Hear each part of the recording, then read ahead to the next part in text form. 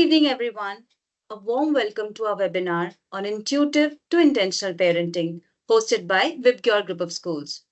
Recognized as the best education brand for 2024 by the Economic Times, VIBGYOR has been a pioneer in providing holistic and world-class education for over 2 decades. With 39 schools across 15 cities, we remain committed to fostering the overall development and well-being of our students.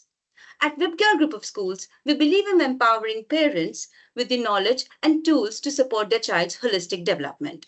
Today's session is designed to provide practical strategies for fostering emotional intelligence, resilience, and meaningful connections with your little ones. We are honored to have with us Dr. Reeta Sonawat, Director, Ampersand Group, an esteemed expert in early childhood education with with an illustrious career spanning academia, research, and teacher training. She has been instrumental in shaping early learning frameworks across India and around the globe. Hosting this insightful discussion is Ms. Aanchal Vasandani, Senior Vice President Content, VIBGYOR Group of Schools. With her expertise in curriculum development and educational content, she brings valuable perspectives on bridging theory with real-world applications. We hope this session equips you with actionable insights for your parenting journey.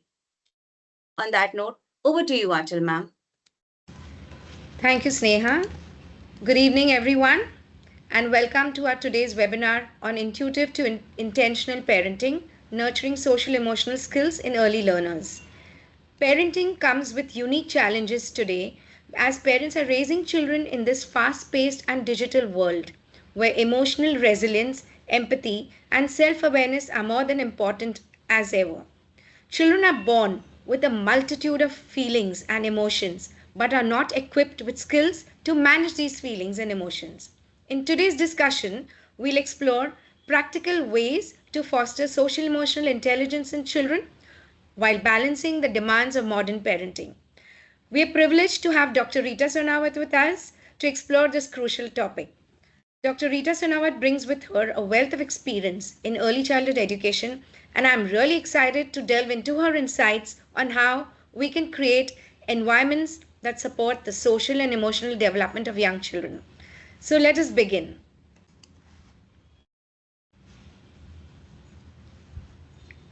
Yes, ma'am. So can we begin? Yes, please go ahead. Okay. So I think the first important question is, what is the difference between intuitive and intentional parenting? Aha, you started with the topic only. Yeah. That's great. That's a good start. Uh, when we talk about intuitive parenting, basically this parenting is whenever the situation take place, that time whatever action we do, that is intuitive. And next time, same situation will be there, our action can be different because that time the intuitive will be uh, different. So this way we can say in intuitive parenting, according to the situation, the action changes, and in this case, the child is not exactly knowing what will happen and what exactly they want to do with us. So that is how the intuitive parenting goes, where the child is not aware what parents will be doing because each situation, the parents, their behavior with the children changes. But when it comes to the intentional parenting, here it's a consciously parents are making effort to do parenting. So when I say consciously, it means they have planned what I will be doing for my child. So their planning starts from the, I will not say in the birth of the child, pre-birth of the child also the planning starts. So that way they are very well aware and they are conscious about they being a parent, and they are very conscious that each time or each day I want to grow and develop my child. So that is where the difference is. So my next question is related to this. Uh-huh. So why is then intentional parenting crucial for a child's development? Yeah, intentional is definitely crucial because here, when the parents are doing parenting, the time they have a process in their mind, what they will be doing. And according to the process, whatever the material, whatever the uh, ne- uh, needs are there, those needs they think first, create the situation, and then after that they plan and execute accordingly. So it's a process. When I say intentional parenting is a process, and in the process the parents are aware exactly what they want to do. For example, I will give you, if sometimes it happens when the guests are there at home. So parents, they become suddenly very nice with the children, and they don't really discipline that time, or saying no to anything. That time children, they take a chance and they do the behavior, but the parents are accepting. So that becomes a intuitive. But those parents who are intentional, these parents will be telling that time also that you are not supposed to do this, or you, why don't you do that. So supportive and planned. When the parents are when they see the guests are coming or somebody is visiting them, that time they have a plan for the children. So what my child will be doing, so that kind of with planning they go. Another example I'll give: when they visit to the parents house, another child's parents house, when they visit, so that time also what they do is, uh, they will take a bag with them, because they know when we are going there, child will not allow us to talk. So they plan it in such a way where they take toys with them, they take some storybooks with them, some eatables with them, which children they like. So all this bag they pack, and then they go to that house. So one after one they give things. So that way, for them also comfortable, they are dealing with the children comfortably, and this child is also busy with one after one some activity. So that kind of conscious parenting is a intentional parenting. Okay. So, just to summarize, intentional parenting is about being conscious and purposeful in raising Yeah. children. Yes. Okay. Yeah. So, next question, ma'am. What do we understand by social emotional intelligence? And why do we use this term together? Yeah, this is even government document, National Curriculum Framework is also talking about socio-emotional intelligence, because both of intelligence are related to each other. So if a child is emotionally, um, he is having emotional skills, something like emotional language, or he's able to regulate his emotions, or maybe he is able to say somehow expresses his emotion in a very constructive way, then we can say that the child is emotionally intelligent. Because managing emotion in this age, especially 3 to 8 years, is a learning phase.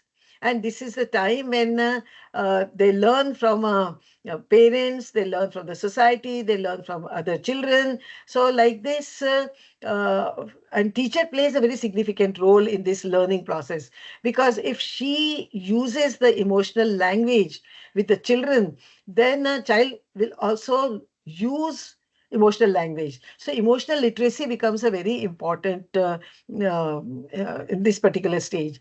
And emotionally, if they are able to manage, then simultaneously it's easy for them to develop a social skills also, because when emotionally they manage, then sharing becomes easy.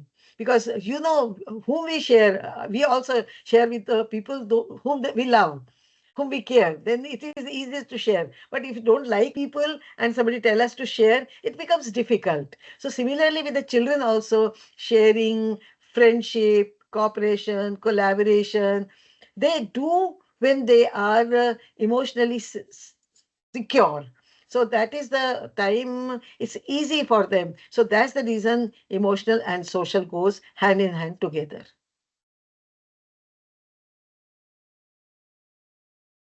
I hope it's sounding good to you.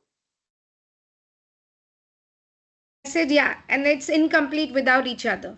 Yeah, true. Okay.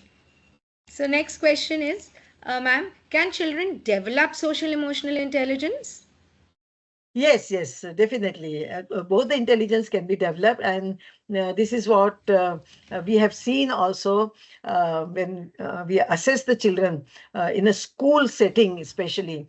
There, it is very easy for us to understand in the beginning how difficult for children to even share their pencil or their lunch. But slowly, slowly, when they see teacher is also sharing, other children are also sharing. So seeing role others role, they are able to do it very well.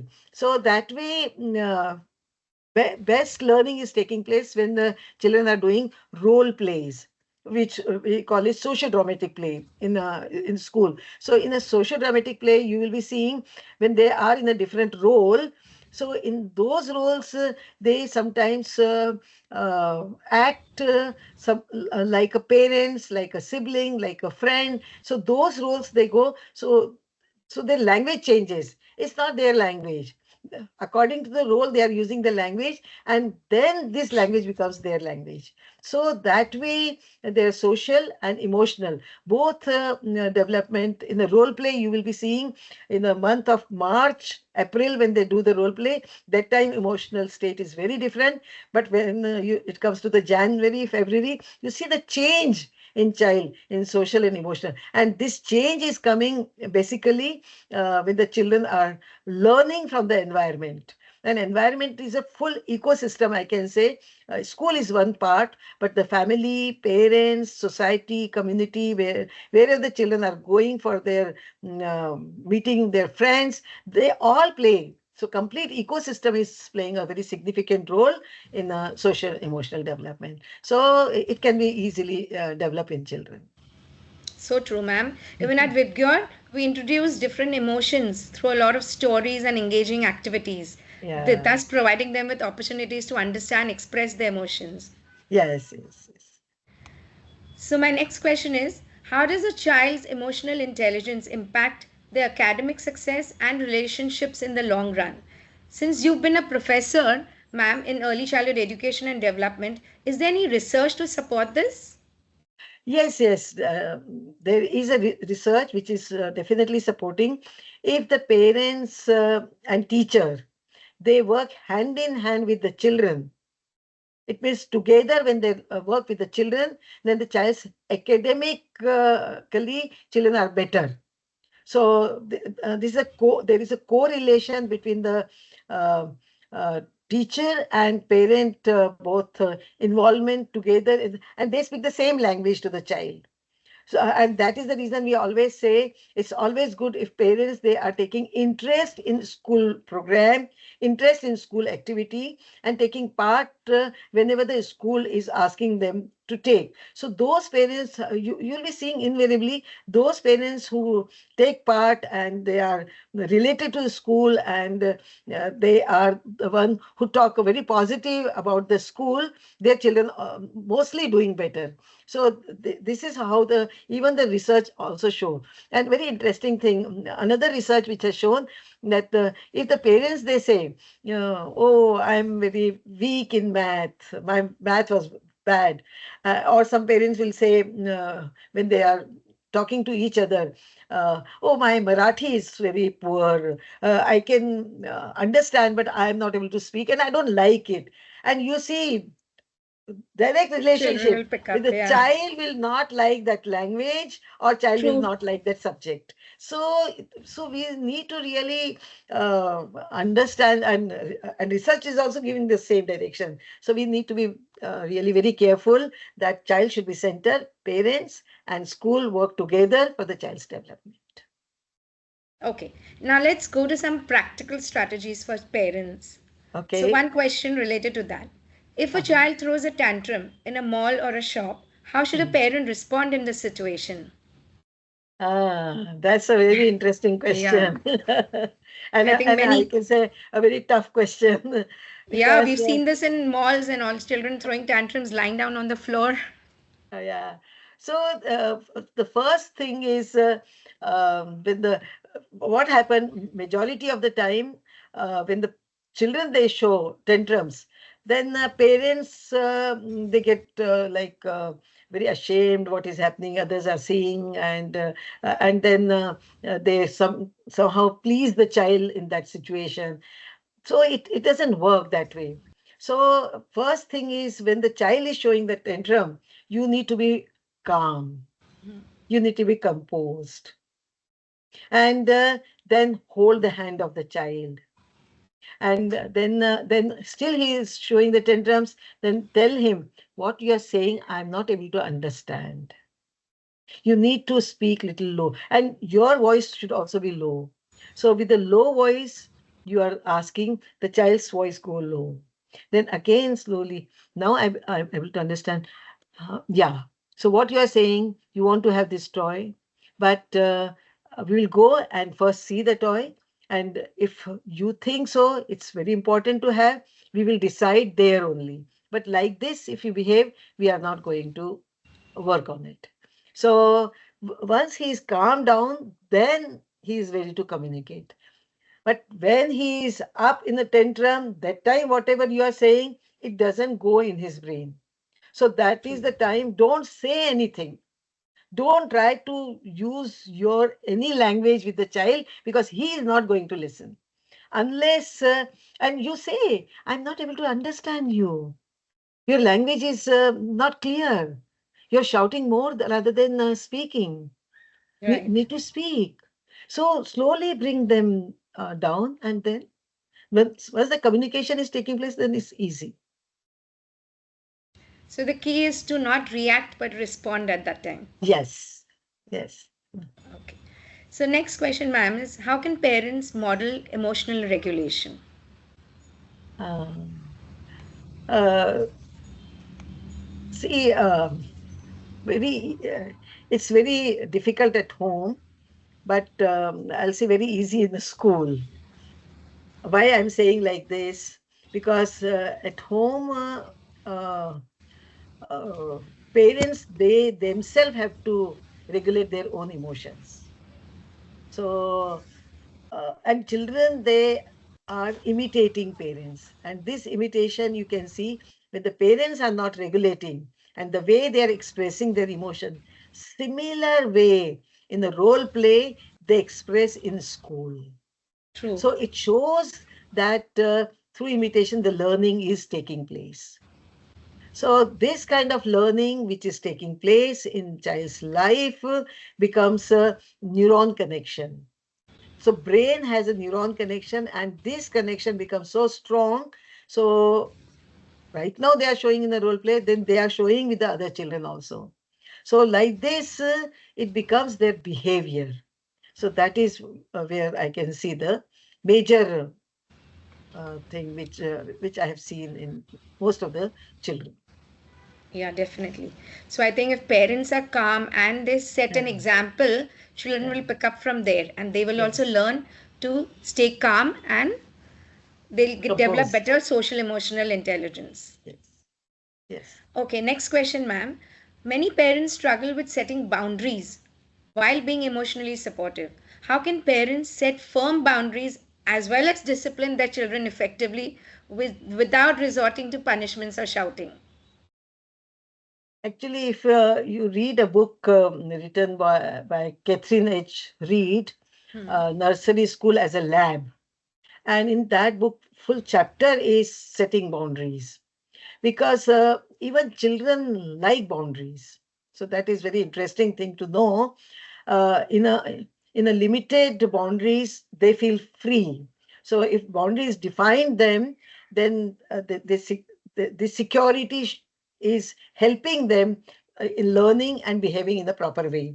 But if boundaries are not set, or children they, or if you have set the boundary, but children they have a tendency to go beyond the boundary. So when they go beyond the boundary, they look at you and see what is your reaction. And if your reaction is still okay, go beyond, they will go beyond, and then again they will look at you. So you are busy with talking to somebody, you are not that time responding to the child. So children are taking chance. And like Right. this, they go and then they become indisciplined. So if boundaries are set to the child and it is consistently set, because many times it happen when the child is asking something first time, we say no. Second time, we say no. So child is trying to ask. So so he's going beyond boundaries. He tries to go beyond boundaries. Third time also he is going beyond boundary, and then he says, then he cry, he howl for the thing. So that crying, howling is showing that he wants that badly, and then parents say yes. So then he has extended already his boundary. He knows when I cry, when I howl, Yeah. I get it. So the learning is taken place. And this learning is again, I'm saying, is a part of the brain. Mm. Again, in the brain, neuron connectivity is formed that when I do this behavior, my needs are fulfilled. And you see consistently this behavior is done in children. It's a schema that gets formed. Yeah. So that means parents should definitely be firm, but at Yeah. the same time supportive. And Yeah. I think using positive reinforcements do help in this case, right? Yes. Yes. Definitely. Definitely. Okay. Next question. Again, a practical strategy for parents which they can use. It's a question related to that. If a child refuses to share toys with the younger sibling, do you Mm. think parents should force them? And no, force word is not right actually. They should not be forcing any time to the child. You see for yourself, only parents, especially mothers, when you have your favorite sari and your younger sister is asking you, you give me that sari because I have something, so I want to wear your sari. And that is your favorite, and in a very special occasion, your husband has given you. Do you like to share?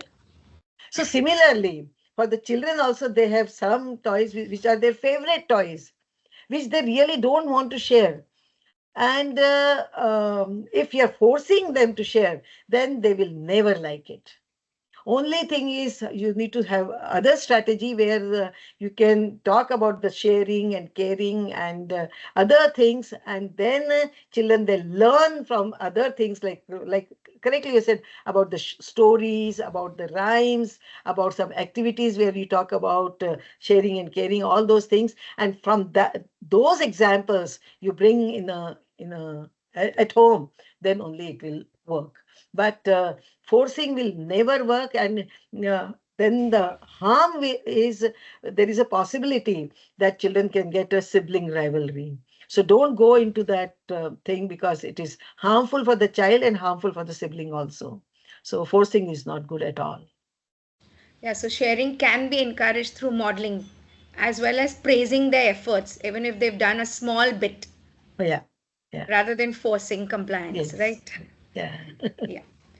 So, ma'am, what are your thoughts about taking turns during playtime? Yeah, taking terms, see, it depends upon the age of the child because, and for what you are making them taking turns. Because earlier, like 3 to 4 years, they are very restless and a lot of energy is there. So having that energy and restlessness, it's very difficult for them to wait for their turn. So what we need to, our eyes should be such where we say wait for the turn, but like a little loose. It's not very strict. Strictly use this taking turn thing, but I sometimes let it go, but don't show that you have let it go, but it is happening, and you show you have not seen, and it is so it's okay, because every time you don't have to be very strict about it. Wait for the turn is very difficult for 3 to 4, but 4 onwards, yes, if they have to wait, they need to wait.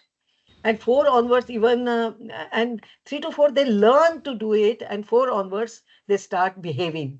So it depends upon 3 to 4 how we have treated with them. That is one. Second thing is you need to have an activity, something like that. I'll share with you when I was in SNDT Women's University, we had a lab school. And we had an activity where the children, they are staying in the night at school. So we say 24 hours they are in the school. So morning when the children, they got everything. So they got their brush and napkin and everything was with them. So when they came with the brush, so it was their brush, but the toothpaste was given by the school. So we kept only 3 toothpaste and the rest of the brush. So this is the time when we saw senior KG children, they were waiting. And and it's not like queuing or anything. They were waited. One child has done, then he has given to another child is so like this. Senior KG, till that the habit is done, but it is a process. So one should not be very strict, like we say in a university, like when your turn will come, I'll come back to you. Or in a conference, we say, I'll come back to you. But children, no, little bit we have to give leverage to them. So it's a learning time, and slowly they will learn. So we need to wait for this taking time. Yes, ma'am. Even at VIBGYOR, we reinforce turn taking through actually structured play activities. And a Yeah. lot of group interactions happen during that time where children actually wait for their turn to speak. So, this Yeah. is how we are trying to build these skills in them. Good, very good, very Yeah. nice, because it's a process. It's a Yes. process, and True. it's a learning process. So, next question, ma'am. Many parents struggle with helping their children to express their emotions like anger, sadness, or disappointment in a healthy way. So, what strategies do you suggest or recommend? When you say healthy way, it means what to, what do you mean by healthy way? Healthy way means in like when they're expressing, they need to, if they can name their emotion at that time or their feelings. Okay, I'm Mhm, feeling sad. That is a healthy mhm, way. Or mhm, they learn to deal with their feelings at that time. mhm. So if they're dealing with it, actually giving language to the emotion is a, I can say 75% problem is solved. So if he say, I am very irritated with him, he has taken my full compass box. So if the child is saying like this, so 75% he has regulated himself, it's only a matter of 25%. So first find out the situation, why he has taken the compass box. So he has not got the compass box, whatever the situation is. So he has taken, or he just want to tease him.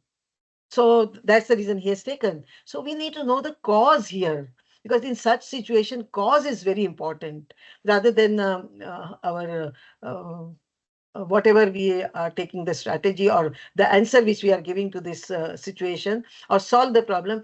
First is know the cause, and second is once you understand the cause, keep the cause with you. uh, Give some more time for problem solving, because children, they also learn in such situation problem solving, because this thing happen in their life, and these are the small situation. With that, if they start solving the problem, then the advantage is they develop the skill of solving the problem. So wait, that is the second. Then also, if not there, then intervene. And when you're intervening, then call both of them, have a dialogue with them. First thing is when he has taken, how you felt. And then tell him, see, he is feeling like this. Do you want him to feel like that? And do you want he to be sad? So let's see what he says. So this kind of dialogue, if what he is feeling, so if you return, then how he will feel. Ask him. Ask, you only ask him. So ask child to ask him, if I return, how you will feel. Naturally he will say happy or glad, whatever he is saying. So like this, have a communication, have a dialogue. And first is the one who has lost, give chance to that person. Your compass box he has taken, how you are feeling. So let other person understand. So that here the communication plays a very significant. How teacher connect, how parent connect with the children, and after connecting, what kind of communication they are taking place. Then So only it can be solved. So I think it is very important to ensure a psychological safe environment for the children so that they feel secure to express their emotions. Yes. Uh, Okay, next question, ma'am. Some parents still use phrases like boys don't cry without realizing the impact. As an expert, how would you advise parents to encourage both boys and girls to express their emotions freely and break these gender stereotypes? Actually, for this, I can say I really love the sector of foundation stage, Hmm. preschool, because this is the stage where we see to it throughout our program. We have a cross-cutting areas. So gender we have kept as a cross-cutting, because when we show them the me, myself, that kind of a theme when we have in the Self school, awareness, yeah. yeah. So for that theme, we show the boy and a girl both together. So that way, from the beginning, if we are not gender biased and showing them that both the genders are respected, accepted, and similar, then the children will not have this kind of gender thing. And when the children will not have, we have to give the same thing to the parents also. So cross-cutting area needs to be talked to the parents also. And through children, it's a very easy to talk, because when the we are, otherwise also in the community helpers, when in the community helpers, we are talking about police, doctor, this kind of profession, pilot, this kind of profession we are showing. With that, we need to show the boy, a man, pilot, and a Policeman female, and a, yeah. a male and a female, both, or a male police person or female police person. So, like this, when it comes to the community helpers, so similarly, every time we need to be very careful about our expression also as a parent. We should not be doing this gender bias in the family. So school is not doing, through school it is going to the home, and parents also should be very this thing, like today we should be treating both gender together, because we have done a lot of I have come from women's university, and in women's university gender plays this, gender studies is a very important department we had. And we say physically boys are strong and girls are not strong. That's not true. You see, in the It's not wrestling true at all. also, the kind of wrestling and the kind of weight management and all those things shown by the women, that is amazing. So we need to really believe that both the gender are same and both gender has a possibility. Now you see, fighter pilot, 5 girls, they are fighter pilot in our Air Force. And now it is a starting. The number is increasing. So when slowly, when we understood that both the genders, they have no difference. I remember, I'll give you the personal anecdote to you. Many times it happens, like me and my brother, we are standing next to each other, and my Hmm. mother has to send something heavy from one place to another. She never used to differentiate. She used to tell me also, go and take it and put it there. So I never said ki, he's there, so why don't you tell her? Or he also never offered ki, I'm there, I can do it. So and the same thing now also, when I travel, I never allow anybody to touch my suitcase or take. I never. We have a strength, and why not we use our strength? Why we have to show ourselves as a delicate darling? So we should also be not doing as a mother, and children also treat equally, and school also should have a cross-cutting areas across the curriculum, should not have a gender bias. It's a very big issue, and it's a society created issue. Gender is a social issue, not a physical issue. So we need to understand this. Long answer, Yes. but I'm tempted to give long answer. It's a Yes, just gender. to So. end with this, so boys can cry and boys, parents should not tell their children that boys don't cry. Then they Both, yeah, see both should be allowed to equally. express emotions. Yeah, so equally when they start seeing, Yeah. then the equal, both of them, they should say, you don't cry. Both of them, they allow them to cry. Both.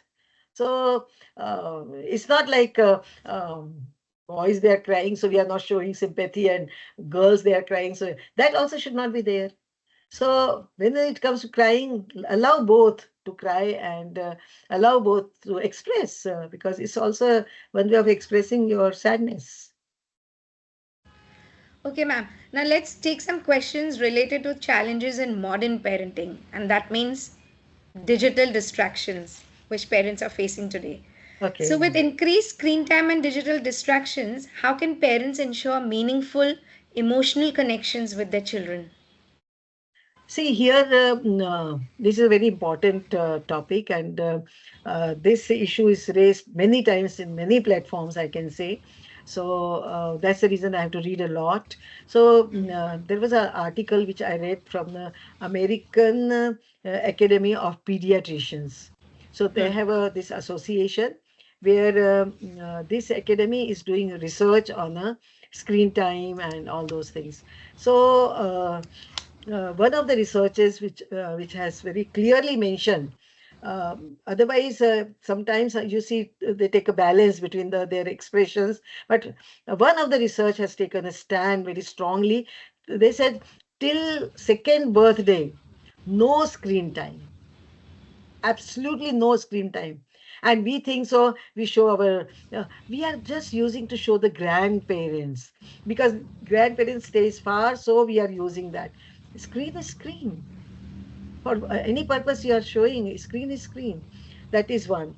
Second thing, after 2 to 5 also, it's only 1 hour, that is uh, uh, 1 hour per day. Okay. And that also, in the beginning, if it is possible, co-view with the child, if it's possible, because we are giving because we want to do something, so we just give the screen to them.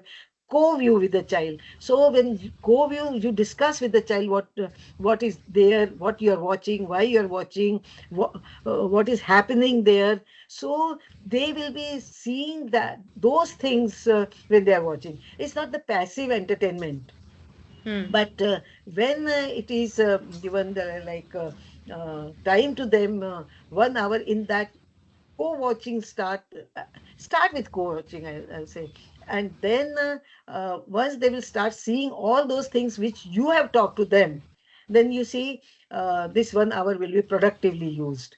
So then they will know screen can be used productively also. So I'm very clear about the recommendation which has come from the American Academy of Pediatrician. So that is what I have told to myself, that this is a good example.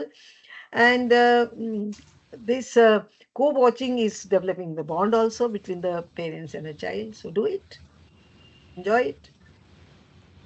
Another important point here, I think parents should also model the same. They should also stay away from gadgets and spend quality time with their children. That's true. That's true. Yeah. So, next question. If a child is shy and is struggling with Just social one more interactions, thing which I just remembered. yeah. When you talked about model, so Hmm. I just remember in one of the article I have read, they've written, in a family there should be some zone, no phone zone. Tech free So, zone. so that is a phone-free zone. So that is also very interesting thing. So whenever the parents are, especially with the dining table, living room, when people are sitting together and there is a possibility of interaction. So have interaction rather than, because most of the researchers are talking about in this age when the interaction is not just for the language development, but it is a bonding between the child and the parents. And I'm telling you, this bonding, if you develop, the more the better the bonding. Later on, you will be finding the advantage will be, adolescent, you will have less problems. But if you don't have bonding in this stage, then you face the music when the child will be in the adolescent period. So decide what kind of adolescent you want. So have some places you can say like zone, phone free zone. So this kind of thing, and discuss with the children. This is what we have decided, and we will also be doing, and you will also be doing. So with the discussion, keep it. So that then it will be definitely helping. So that is another point I wanted to tell you. So, again, I'll just repeat the question which I said. If a child is shy and is struggling with social interactions, how do you think parents can help? See, shy child is we need to see two ways. One is a child is a shy by birth, okay, and this shy by birth child can go one level to little bit on another level. But if you see, the shy child can become an interpersonal, intelligent child, or he will be very friendly and he'll be making very friends. He's a team person and he'll collaborate and all. It doesn't happen because it's a personality trait. And this personality trait is in the child, and you can see this trait when the child is 3 year old. So that time in the assessment also it comes very beautifully. It comes, this child is a shy child. And many times I've seen when the correct assessment is there, then this 3 years assessment, this report card, you see the longitudinal research in 18 years also, this child is recognized as a shy child. So personality traits is there, then so you don't work so hard to make him a, but yes, it's also very important. If the child is shy, some social skills he needs to be there. He needs to have friends. He needs to interact with the friends. So try to go, when you are socializing as a parent, try to go to the families where you are finding that they have children, and this child also can go there and play with them. Because for the shy children to go to the family where there is nothing for them to do, then it's a problem to him. So see to it, go to such families where the children, or another thing, take lot of things with you so he can be engaged. So shy child can be, they can play by themselves, but if you want to give them the social skills, then same age children interaction is very important. A shy child is, they have a tendency to have a friendship with the adult. They are very good with the adult. They like to be with the adult. They want to spend time with the adult, because adult, they think they understand them. Same children, they don't understand. But we need to give certain skills definitely to them. And also, I think we always say, this child is not shy. As a teacher, we always say this child is very observant. That goes as the child who is introvert.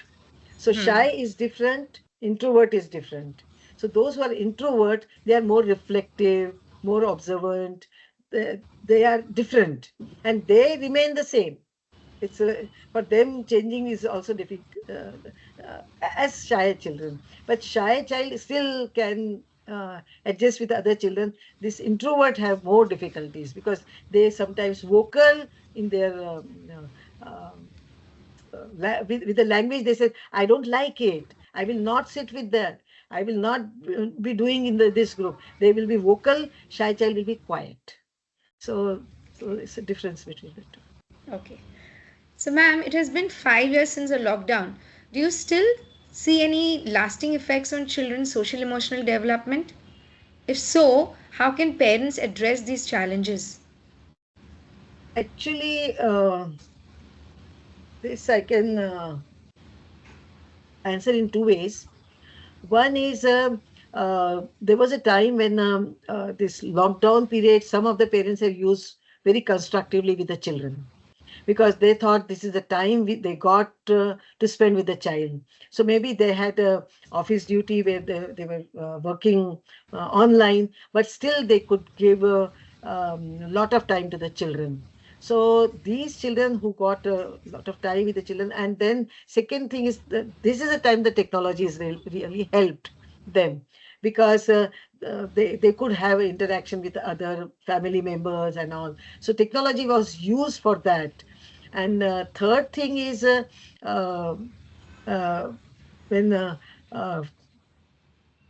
in a family, within the family members, togetherness was more in the lockdown, which otherwise seen less. So Yeah, that in this way, busy this world, kind, yeah. so this kind of thing was helping lockdown period. But some of the parents where they have a personality as a not interacting, Number one. Number two is their job was not allowing them to away from the screen.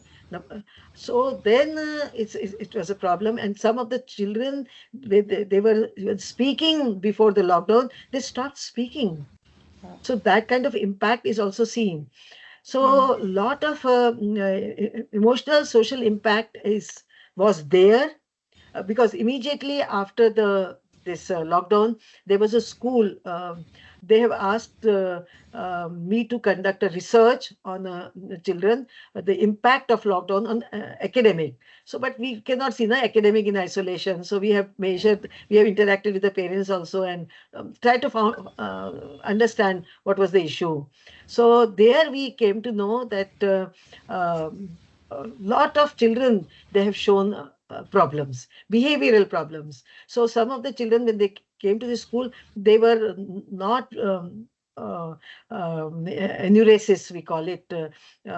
So enuresis was controlled before lockdown, and after that, when they start coming to the school, then they started wetting their pants and those kind of behavior also seen. So that time much more, but still the impact is there. And impact is not socio-emotional but academic also, because I have seen lockdown children, their development is very different than those who have not after the lockdown children. After the lockdown children, if compare with the lockdown children, you will see the gap still there. So this gap will take time, and for that, it's very important that we should not be seeing the academic of the child, but work on the social and emotional aspect of these children, lockdown children, a lot. And I think as educators in school as well as parents at home, I think we need to keep having emotional check-ins with our children. So this will help them to ease these challenges. Yeah, in school we have our this report card. Nowadays, NCERT is talking about holistic report card. Right. So HPC is basically report card where all the developmental domains are taken care. So when we talk about social, emotional, and we have now very good tool. I will tell parents also, if you have a time and opportunity, please read this National Curriculum Framework, because as a parent, National Curriculum Framework 2022, if you download, it's a free. It's available in the NCERT website. You will also become a better parents. Because why I am saying this, another thing which I'm listening to the many of the teachers, this is not the question Aanchal has asked, but still I'm saying, many of the teachers, they're saying the parents are not understanding their children, but they are becoming too cranky. And why too cranky, they are saying, is because now they are treating their children something like a prince and princesses. So little scar is there. Why this scar? What has happened? Where my child is fall? Why my child is fall? So much so they show their, uh, it's not a concern, but not care, but their own anxiety on the child. The child starts seeing him that way. And that is harming the children.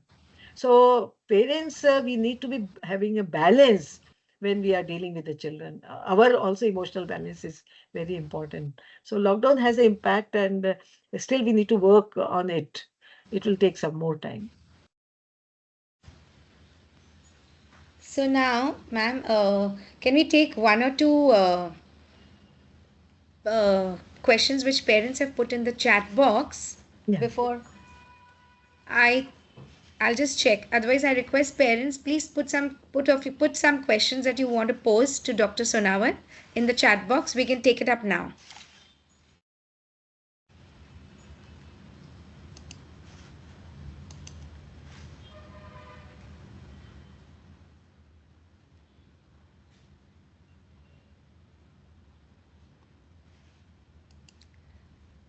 So there is this one question, ma'am. A parent Yeah. has put up. How do we handle disagreements and conflicts with our children? That's a really good question. First thing is we need to understand why the conflict has arise. Because the conflicts, when the behavior is shown, we start addressing the behavior, but we forget why the conflict was there. So, and and then see that conflict is worth addressing or not. And if it is worth addressing, then address the conflict. Otherwise, you just sometime at least let go. Sometimes it's very important to ignore. But if the conflict is very important, then don't. Then it's very. Then we need to sit with the children, and what helps the best is the having the communication. Understand what was the reason for the conflict, and go into the depth of that. I'll give you one example for the parents. Like one of the child has, in the creativity, he has drawn uh, this circle. He has made a circle. So, teacher, what you have made? The child said, I made this is a dosa. It was a circle, but child said it's a dosa.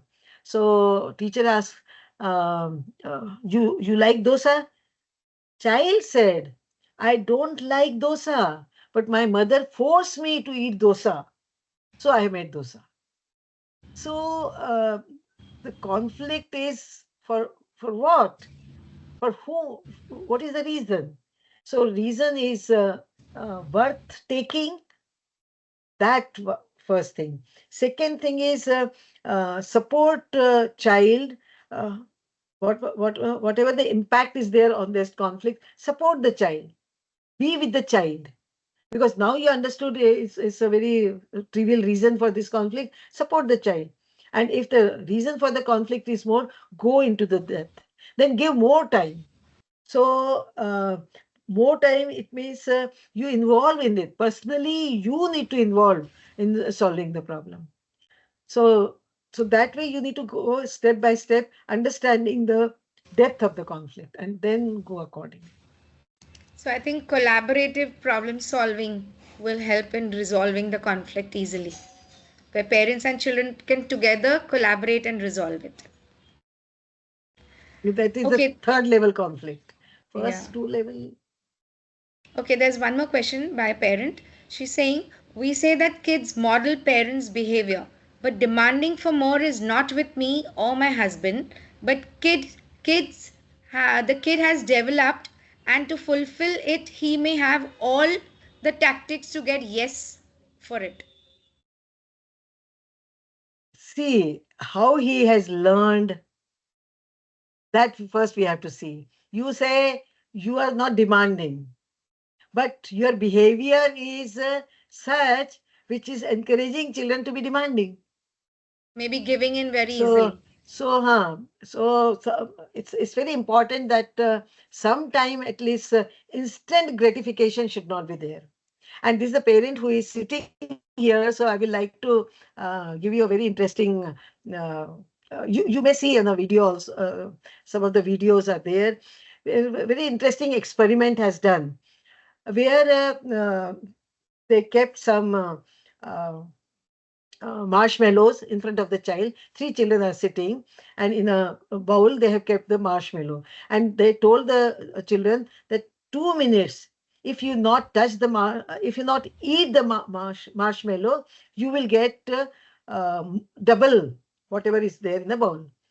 And parent, you will be seeing the child is sitting, observing the marshmallow, touching the marshmallow. He is showing the saliva is in his mouth, seeing the marshmallow, that also he is swallowing.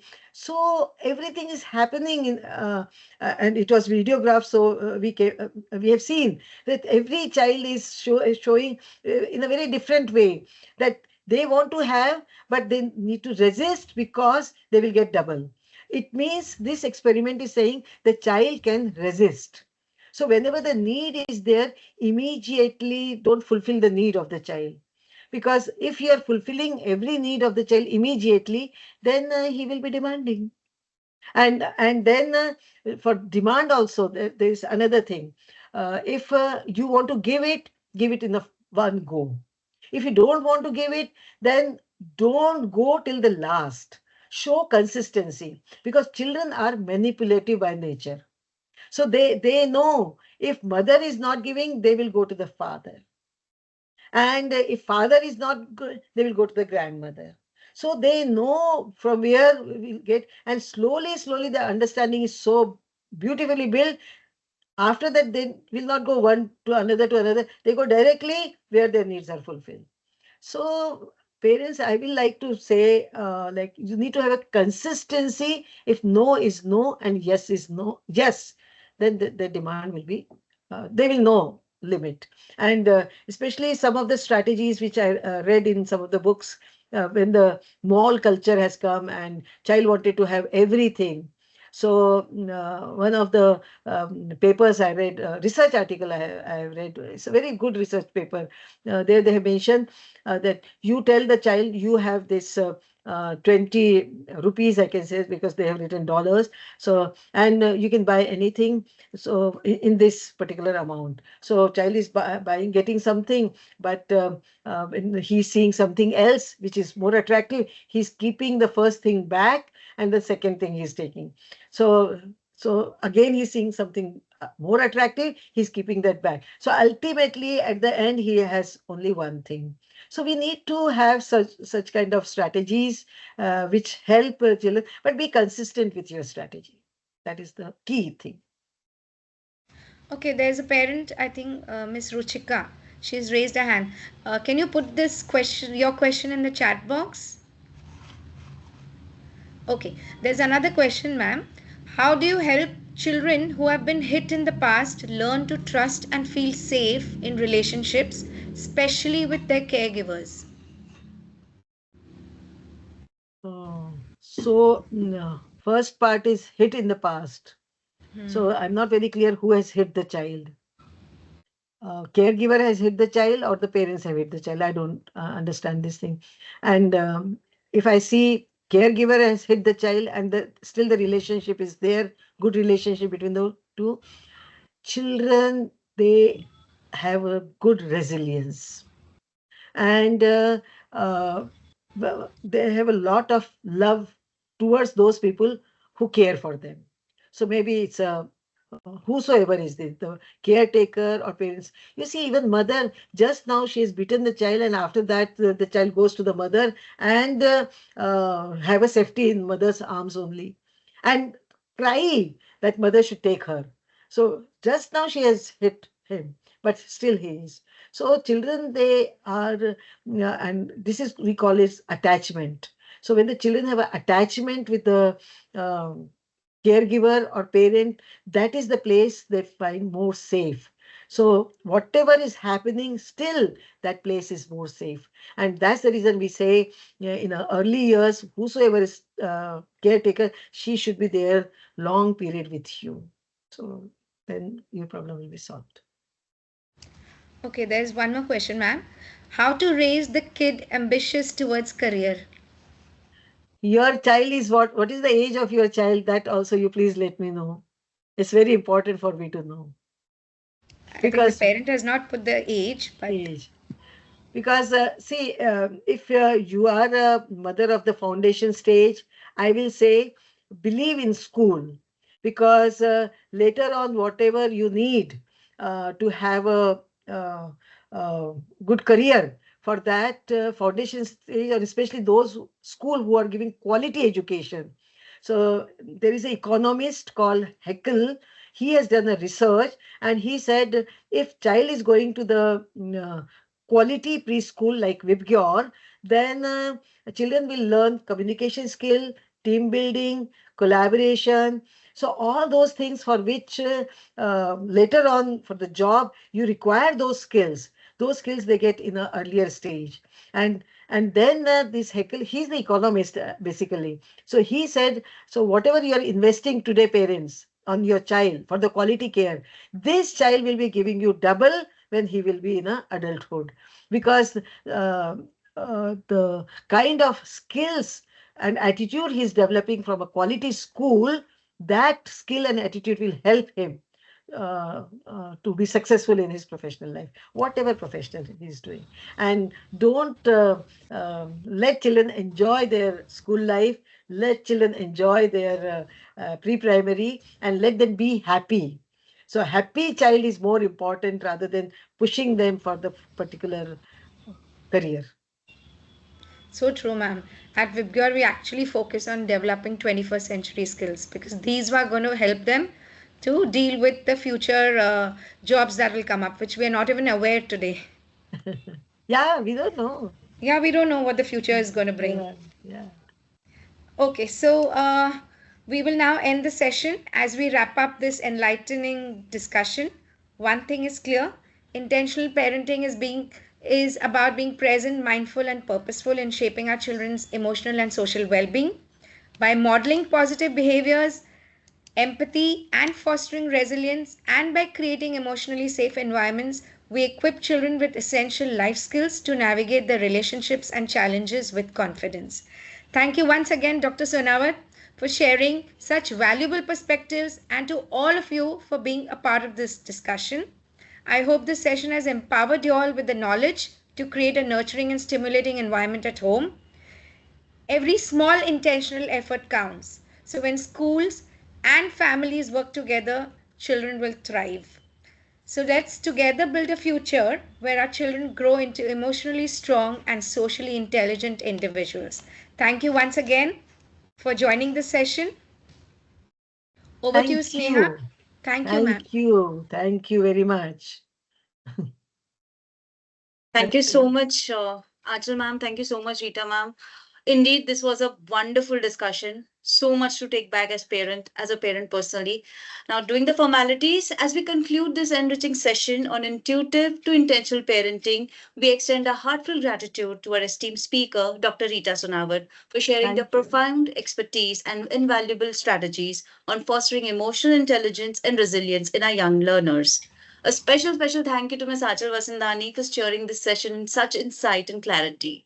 And to all my participants, thank you so much for your time and engagement. We hope you found today's discussion insightful, inspiring, as you continue to support your child's social emotional growth.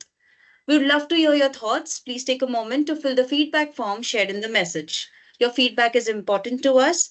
It will help us to bring valuable sessions to you. For any further assistance, please call us on 600 3700. Let's continue this journey together. Stay connected with VIBGYOR for more such sessions that empower and enlighten. Wishing you all the best in your parenting journey. Have a wonderful evening ahead. Thank you. Thank Thank you you. very much. Thank you. Thanks a lot.